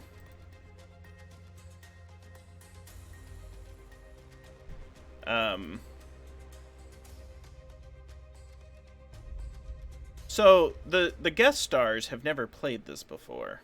So let's... First, I want them to understand the nature of the game. So I'm going to paste this over. I'll explain why. You live in the shadows. Maybe you were a spy before you got burned or turned or just plain burned out. A criminal, perhaps. A mercenary. Maybe you once tried to bring secrets into the light.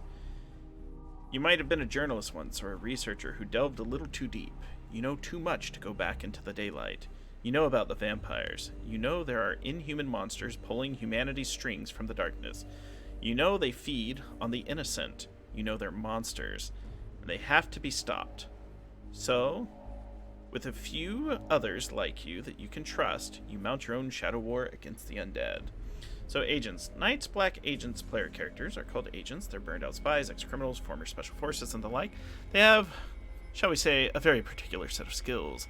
They're not part of any organization or agency in this game. You're on your own against the vampires. They are, however, very, very good at what they do.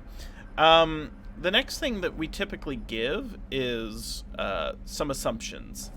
We need a strong hook and explain why our players are involved. And so the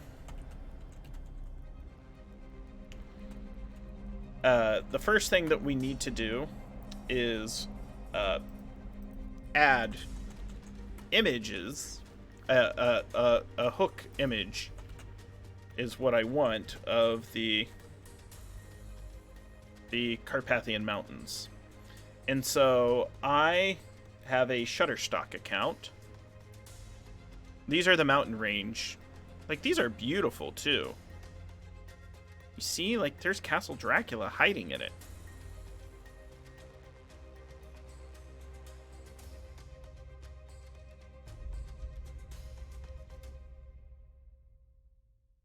And I think it's important, too, to understand to the players, like, even if the game is dark and scary and foreboding, they get to see some of the most beautiful and wondrous sights in the world. We really only want to deal with photos. That might be a good one. It's a little spooky. But I'm going to license a photo. Oh, it should be rainy. It should be the worst weather ever.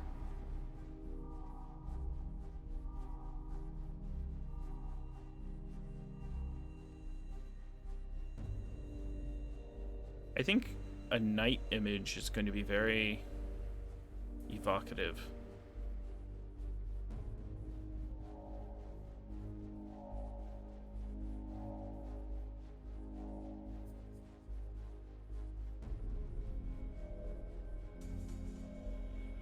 I like the fog.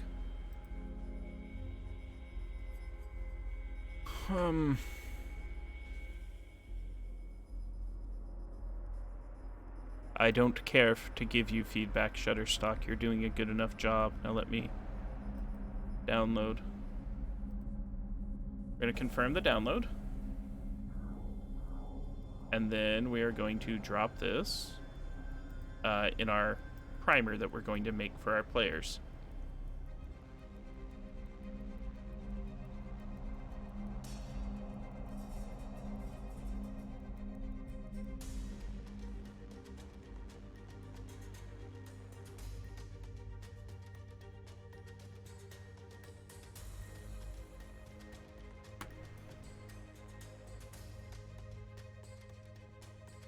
Oops. Earthquakes rock and shake the Carpathian mountain range.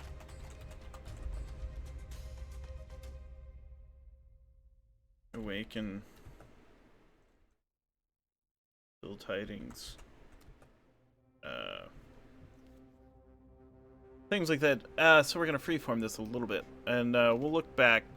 So we want to have a cool bad guy or hook, cool plot, and cool henchman. You can't get much cooler than Dracula. So set the players on the right trail. I think it's actually going to be Elvis and Edom. Set the players on the right trail. Anything they do to follow the trail, if reasonable, will get them more info. Don't dribble out tools too slowly. So aim for a big finale, preferably with explosions. That's going to be at the, shootout at the Scholomance. Like, my players are going to get to have, like, a firefight at Satan's School for the Dark Arts. So, earthquakes rock and shake the Carpathians, awaken ill tidings. You have been undercover at the National Institute for Earth Physics for 3 months. A sudden disruption in the this is where we're going to point. So let me double check Muscolomance notes.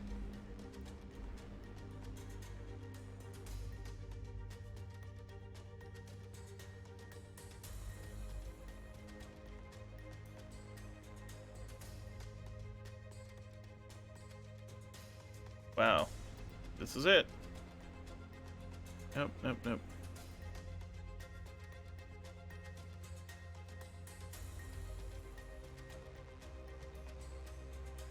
The other one we can pull up is Sibiu.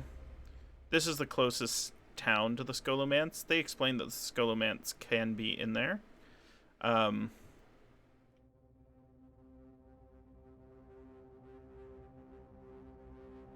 There might be a lake near it. We'll see. Yep, this would be it. That's it. That's the Scholomance. That house right there.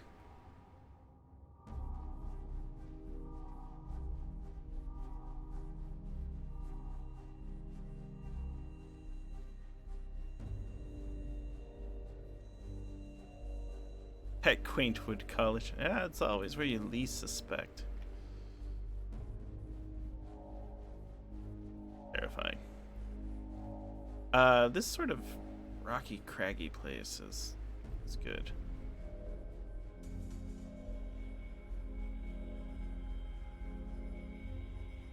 This panorama is a little too big.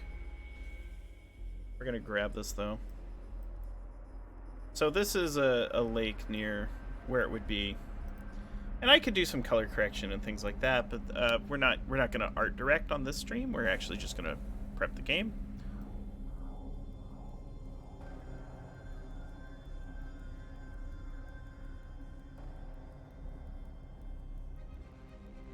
We don't want to put it in there. We want to put it in a current prep.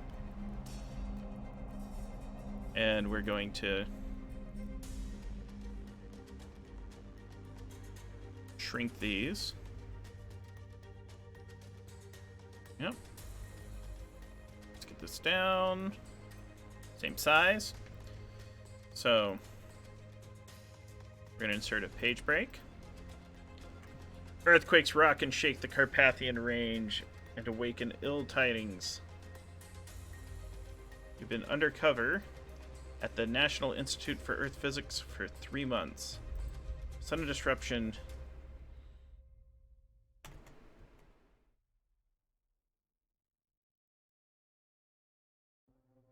In the mountains, lakes near Sibiu has created disturbing signs and circumstances.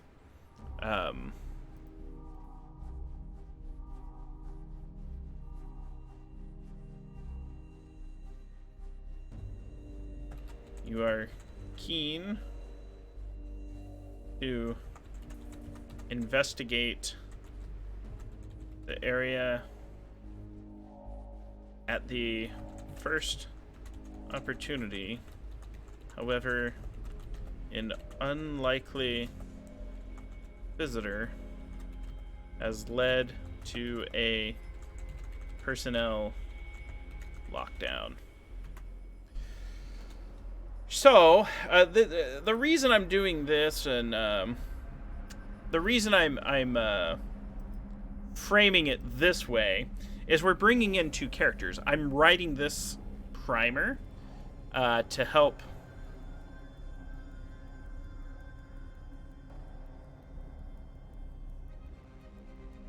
so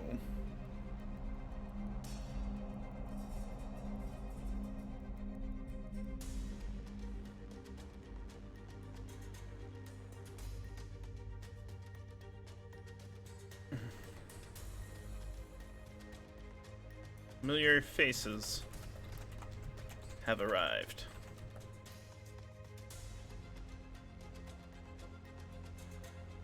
It just might be your chance.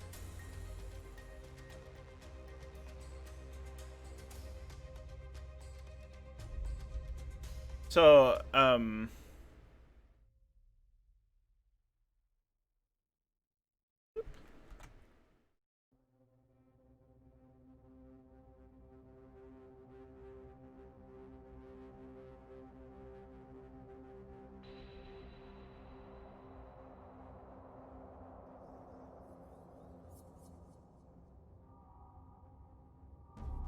you know at least one PC from the current campaign group and trust them.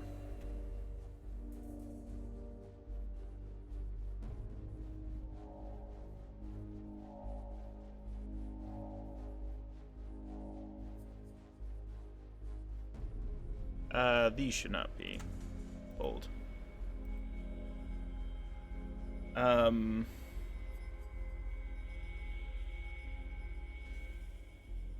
Mysterious American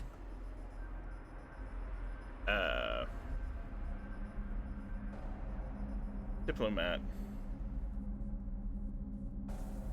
has taken up an office in the facility and has claimed the services of several of the scientists here, has taken their own team, and has brought on several members of their own team. And the last bullet point is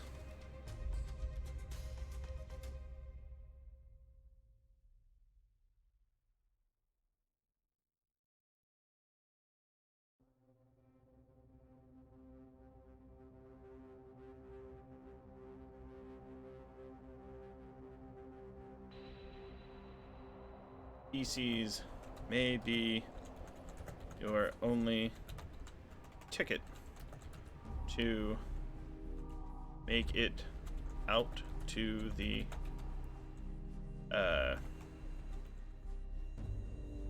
view area. You see where the conspiracy goes. Let's add a deeper hook. We need to add a personal connection. It's too ambiguous to just make it a thing. There needs to be stakes. There needs to be...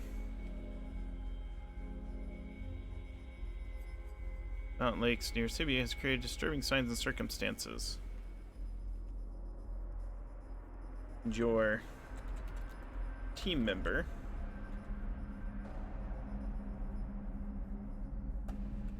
Agent Atreyu. I'm actually going to call them Atreyu. It's like an 80s movie reference, but that resonates with my players, you know, to bring in a never-ending story reference. It's Atreyu. I'm missing after being sent on a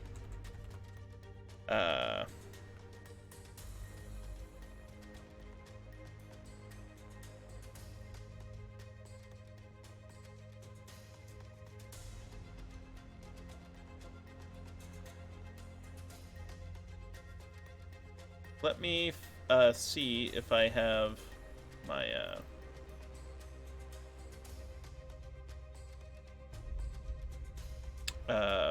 pregens. There's Invisible Sun pregens, and here are Night Black Agents pregens. So I'm going to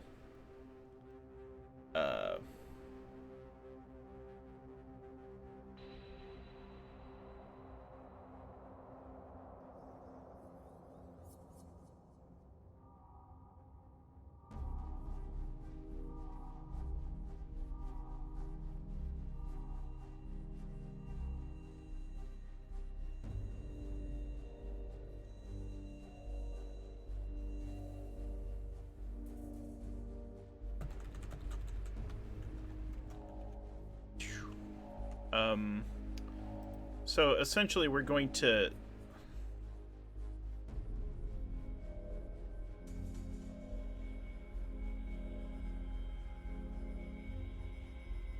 these link to some Knights Black Agents pregens. I'll show them to you. They come from the Harker Intrusion free RPG Day adventure.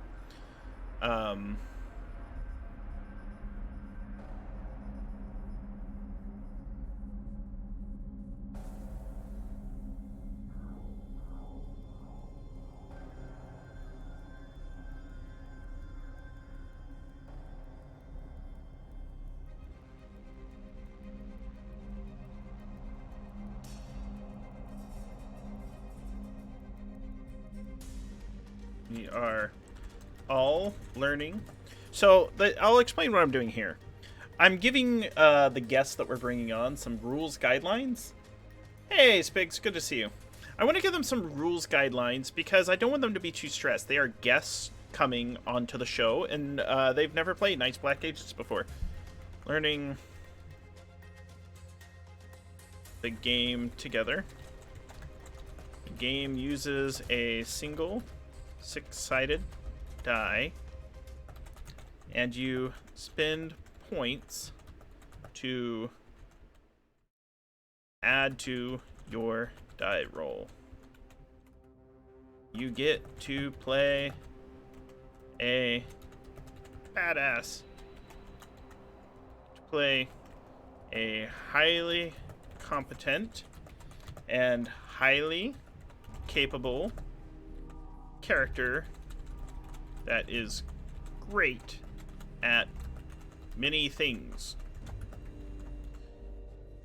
You are the star of this movie, and it's okay to take the ball and run with it.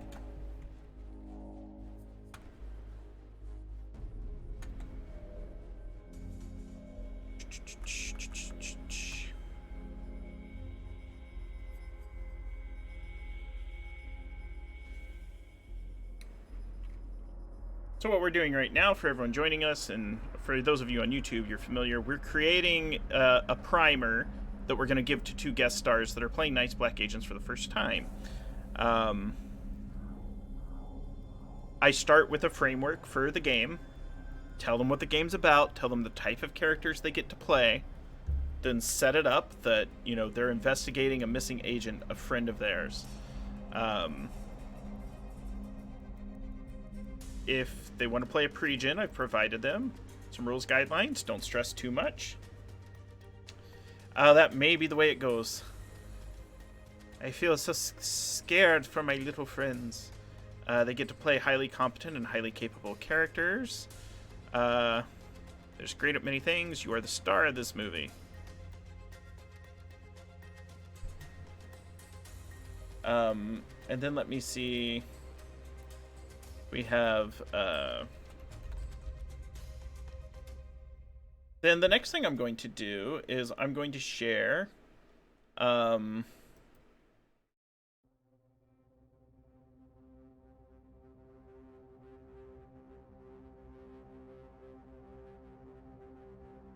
safety.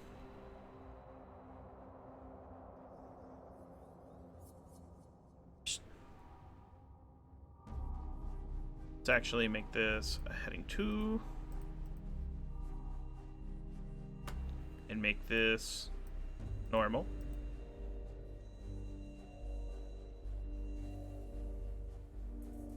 This a heading 2. Make this normal. We've established some limits and boundaries ahead of time. Check out our list of anonymous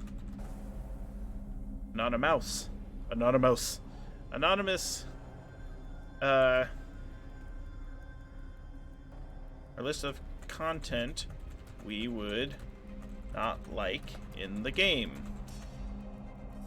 Likewise, feel free to add to the list using our anonymous safety survey. And then I'm going to link to my safety form.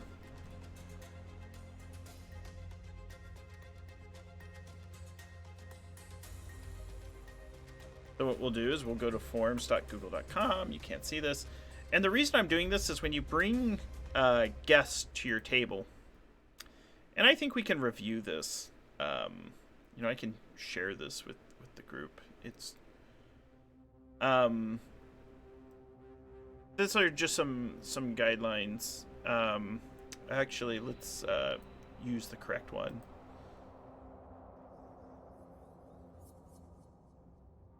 So, and this is anonymous, it doesn't take any names. And when we're running shows on stream, I think it's important to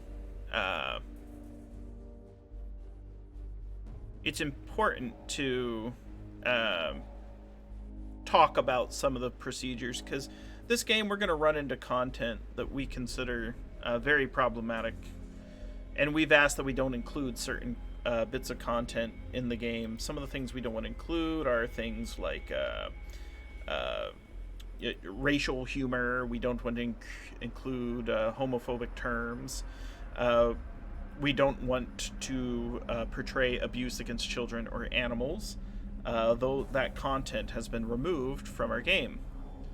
But we talk about procedures and guidelines we can set up to handle this over the course of play.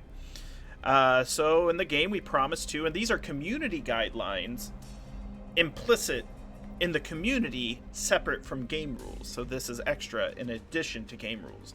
So we're going to establish some limits ahead of time. We're going to talk about issues if they arise over play. We're not going to argue with someone to give in to their limits. We're not going to try to assign blame, and we're going to agree to use some safety techniques. And it's all about communication, attitude, and interpersonal skills. Then I give a Ron Edwards quote, an Avery Adler quote, where we talk about how this is case, person, issue, and game dependent.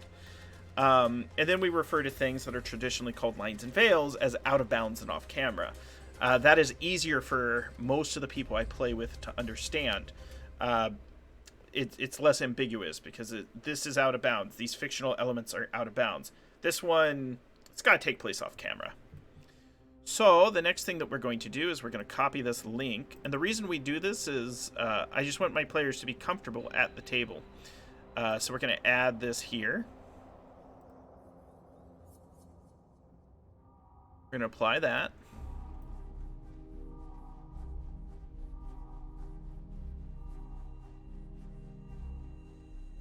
And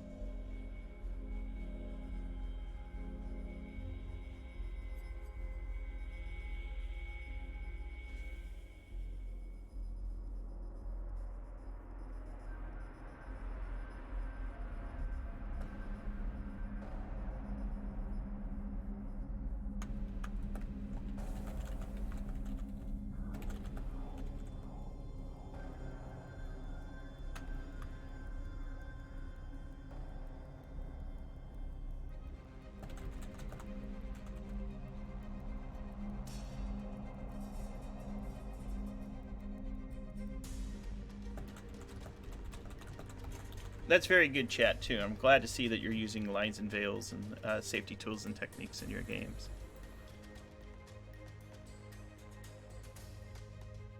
So I am going to copy this link.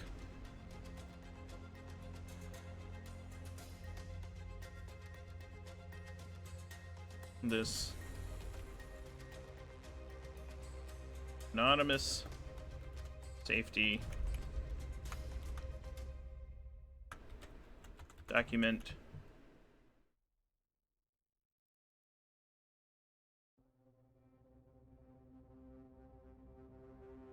apply B, Control B, make this bold.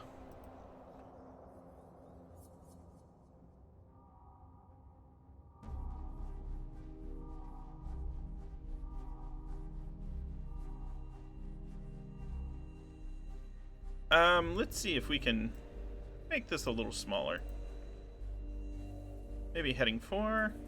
Cool. My boss at work would be like, please make a table of contents for this document, Grant. It's more than 1 page. So this is what we've done. So I'm trying to help them feel comfortable at the game. You know, just give them a couple of guidelines. Clean it up a little bit. Space this out slightly so it's not so squished.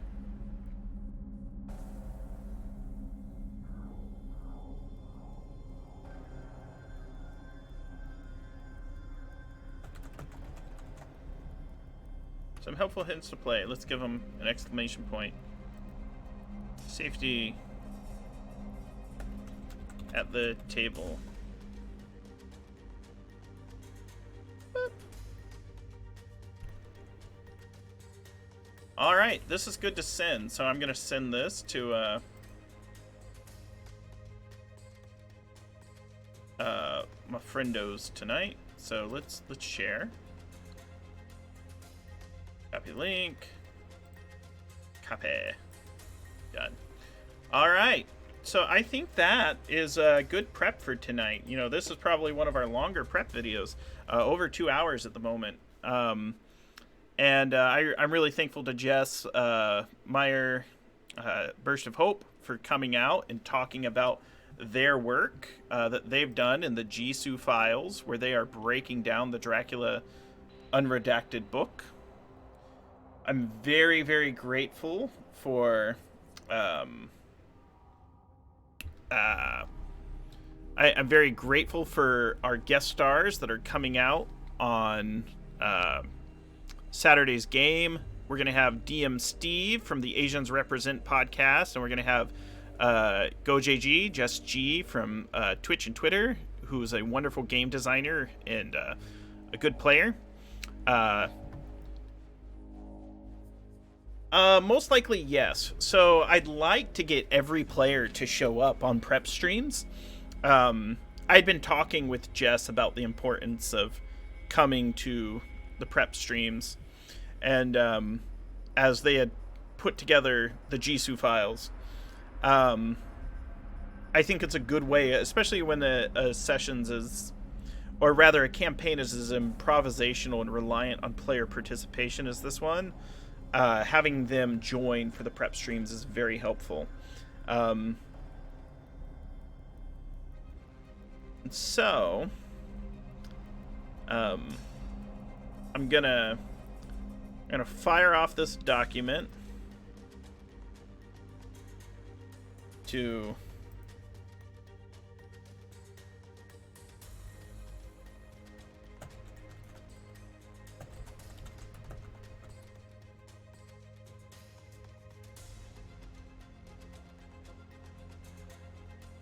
and then I'm gonna fire it off to DM Steve.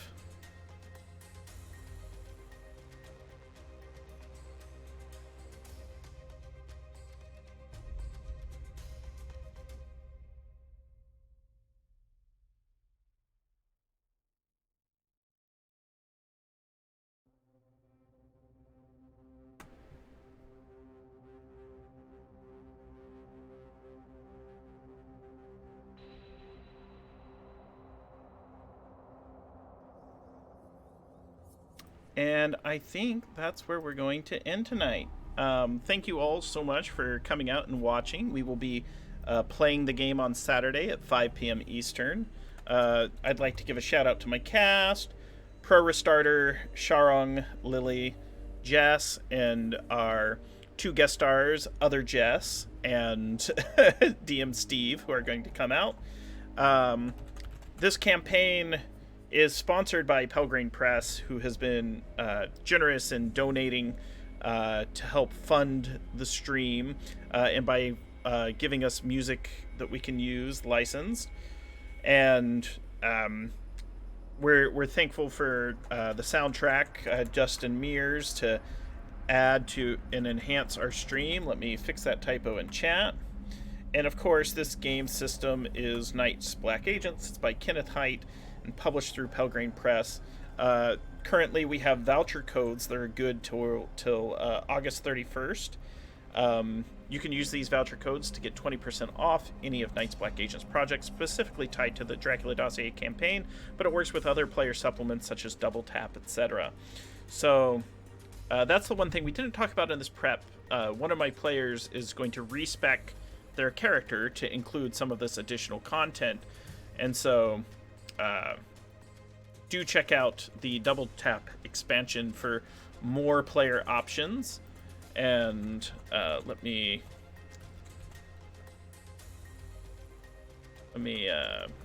drop a link to that in chat. Note that these are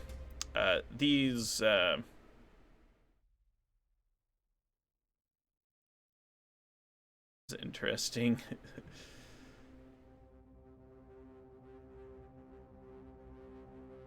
We'll go ahead and drop a link to the Double Tap outline.